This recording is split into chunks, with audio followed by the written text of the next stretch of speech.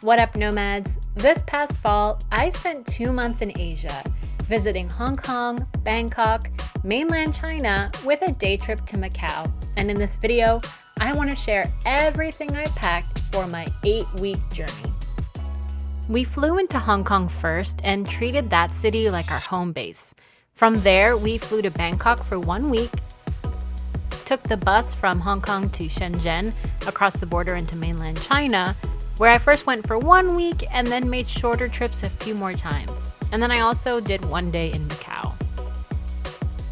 This might not be the same kind of trip that you're planning next, but I believe this video can be helpful for a few different types of people. One is if you're traveling to Asia for any length of time.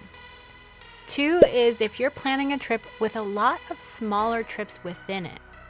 And 3, if you're planning a 2 to 3 month trip and need help making a versatile and compact packing list. Any packing I do starts with defining these 4 criteria: the weather, the trip activities, the vibe, and the trip length.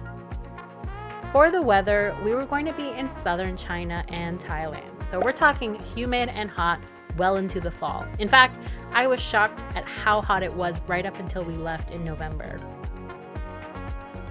Let's cover activities next, since this also impacted some choices. It was not strictly tourism on this trip. In fact, that was actually lower on the list of priorities. First, it was a chance to connect with my husband Tyler's culture.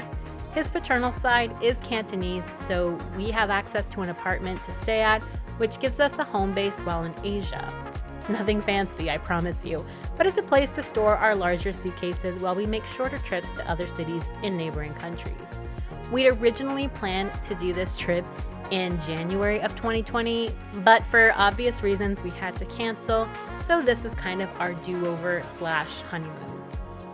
Tyler also has family in Thailand and friends in China, so we did the rounds and I got to meet some of his friends here for the first time.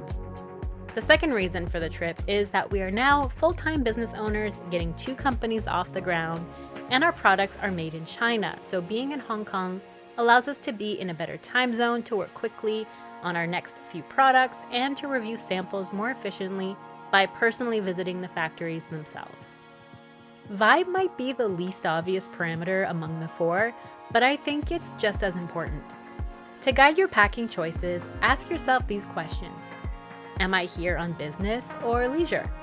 A business trip will have a very different vibe to a bachelorette trip or Christmas at your parents'. How do people dress at my destination? For example, what cultural cues do I need to take into consideration? Do I want to stand out or blend in? Will those cultural cues influence my choices? Do I need to follow any modesty rules out of respect or for safety? And if you're on a trip with really no significant limitations or parameters, you can also just have fun with it and ask yourself, what do I want to convey with my style? What is my current style?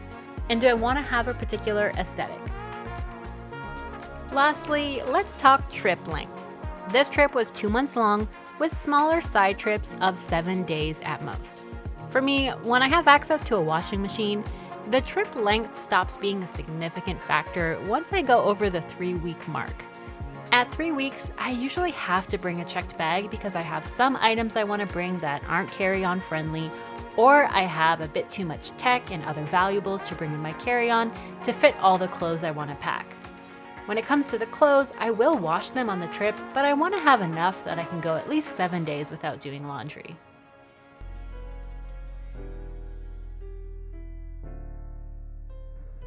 So here was all the information I was working with while packing for Asia. Perhaps this sounds like I'm really overthinking things, but the more I travel, the more this kind of analysis becomes instinctual.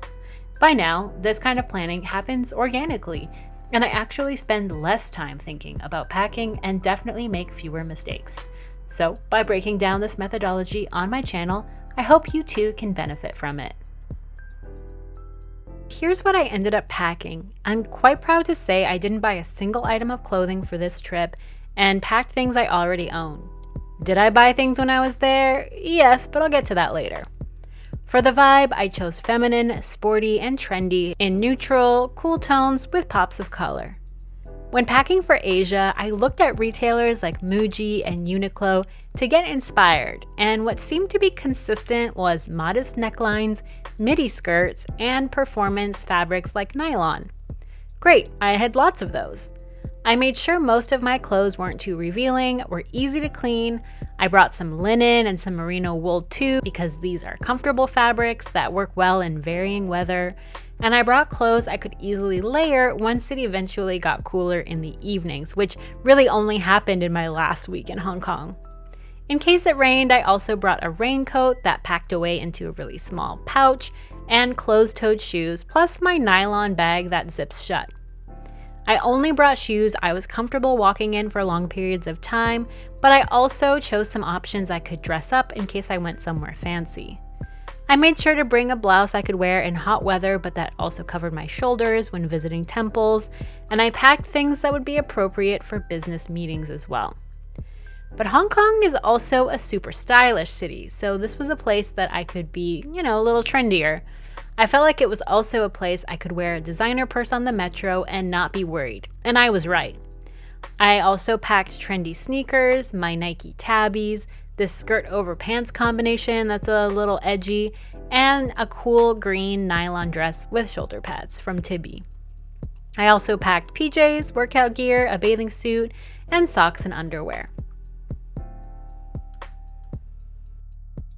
Because a lot of the trip was uncertain and unplanned, I made sure to pack something I could wear for a cocktail party if I was invited to one, to formal business meetings, which I knew I would have, on a hike or doing more sporty things, and to a temple, because a lot of the temples in Asia have more formal dress codes. One note about temples, they don't just require modesty, they also don't like torn jeans or dirty clothes. And you have to remove your shoes, so don't wear something too cumbersome to take on and off. Let's talk about all the non-clothing items I brought. Because we're working remotely, we had a lot of tech gear like laptops, keyboards, cameras, cables, chargers, and all that. I did also bring more cosmetic products than I typically would. Because we were checking bags, I brought a few more full-sized items, and I also brought samples and some travel-sized things that I already had and wanted to use up, and some empty travel bottles too, so when I did the smaller trips, I could just pack the samples and the smaller items with me. I also brought a quick-dry travel towel, which I highly recommend. In fact, I also really liked my merino wool items because they dried super fast as well. I was washing and drying my clothes pretty often, so the fact that they dried quickly was a huge bonus. Okay, now I want to share some tips for strategically packing for a long trip that has smaller trips inside. First, you'll want to make sure that you have the right bags. For example, I brought one medium checked bag, a small carry-on suitcase from July, and my away weekender bag was my personal item when flying from Kansas City to Hong Kong. And in my suitcase, I had 2 purses and a small backpack. So for my trip to Thailand, I brought the small suitcase, the weekender, and then folded up my nylon tote and put it inside my suitcase. For my first week trip in China, I brought my suitcase and a backpack, and I put my nylon tote inside. For my overnighter, I just packed the backpack, that was it. And for the day trips, I just used my nylon tote. In my case, the side trips had very similar vibes and weather to my larger trip, so I didn't have to pack anything I'd only use on one side trip. I just paid attention to packing the right clothes for the right activities and that I had enough options. It certainly helped that everything mixed and matched to begin with. Do I have any regrets about what I packed? Not really. I didn't bring a hairdryer nor a travel iron because the outlets are different in Asia and I felt like it would be bulky in my suitcase. I considered buying cheap ones there, but I kept putting it off until it was just too late and no longer worth it. So I do feel like I looked disheveled for most of the trip. I was sweaty, frizzy, and my clothes were wrinkled. So that's maybe one thing that I don't feel like I was at my best. My MVPs were definitely these merino wool trousers from Unbound Merino that I wore a bunch. I also wore this thin cashmere neon top a ton because it was thin enough that I could just throw it over my shoulders or wrap it around my waist or stuff it in my bag. And sometimes when I was in a really air-conditioned mall, it was nice to have an extra layer. If you're starting to get sick of the clothes you packed by week 5 or 6, that's totally normal.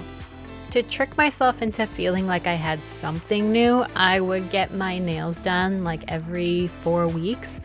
And I also got some new earrings when I was in Hong Kong. I did buy a new bag midway through the trip and some shoes near the end. So I did have a few new items to mix things up. I also started borrowing more heavily from my husband because I was just seeking some fresh style.